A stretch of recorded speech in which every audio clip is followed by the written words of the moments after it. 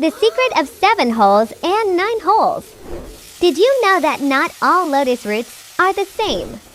The number of holes in a lotus root determines how it should be cooked. 7-hole lotus root: rough skin, dark yellow color.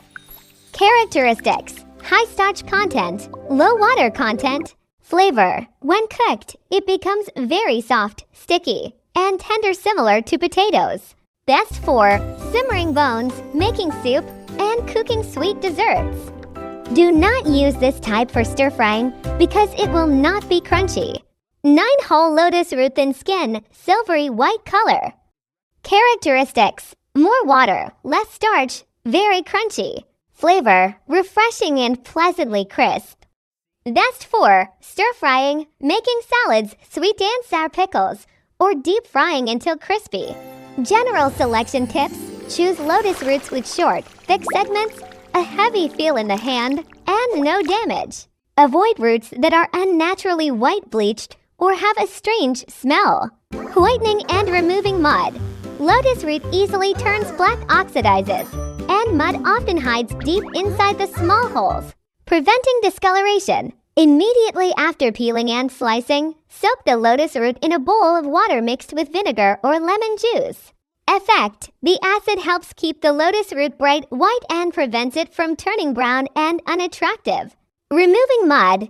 If the holes are full of black mud, the best method is to slice the lotus root thinly. Soak it in water and stir vigorously with chopsticks to wash the mud out.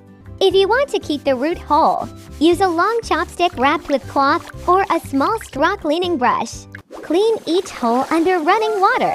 Red alert: parasites. Because lotus root grows at the bottom of ponds and stagnant water, the risk of infection with intestinal fluke larvae is extremely high.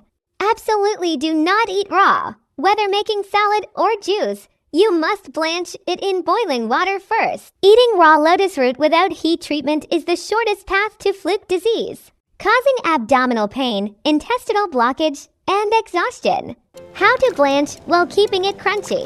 Bring water to a full boil and blanch the lotus root for about 1 to 2 minutes. Remove it immediately and place it into a bowl of ice water. This method both kills bacteria and keeps the lotus root pleasantly crunchy when making salad. Avoid iron pots and cooking notes. Do not use iron or cast iron pots. Lotus root contains many antioxidants and tannins. When cooked in an iron pot, lotus root undergoes a chemical reaction and turns black like ink. While the soup becomes cloudy. Use stainless steel, clay, ceramic, or glass cookware instead. When to add lotus root. For soup, add lotus root at the same time as the bones. The longer it simmers, the softer, starchier, and sweeter it becomes. For stir-fry dishes, cook quickly over high heat. Overcooking makes the lotus root tough and destroys its crunchiness. Lotus root as medicine. Who should use it? A miracle remedy for stopping bleeding. Lotus root contains abundant vitamin K and tannins, which help constrict blood vessels. People who frequently suffer from nosebleeds, cough up blood, or women with prolonged menstrual bleeding should eat lotus root soup or drink cooked lotus root juice. Nourishing the lungs. According to traditional Chinese medicine, lotus root helps clear internal heat, moisten the lungs, and relieve dry cough, especially during autumn and winter. Who should limit consumption? People with diabetes. Lotus root, especially the 7-hole variety, contains a large amount of starch, nearly 20%. If you eat lotus root, you should reduce your rice intake to avoid high blood sugar levels. People with cold stomach or diarrhea. Raw lotus root has a cooling nature. People with weak digestion and frequent loose stools should avoid lotus root salad and instead eat lotus root that has been thoroughly simmered with ginger.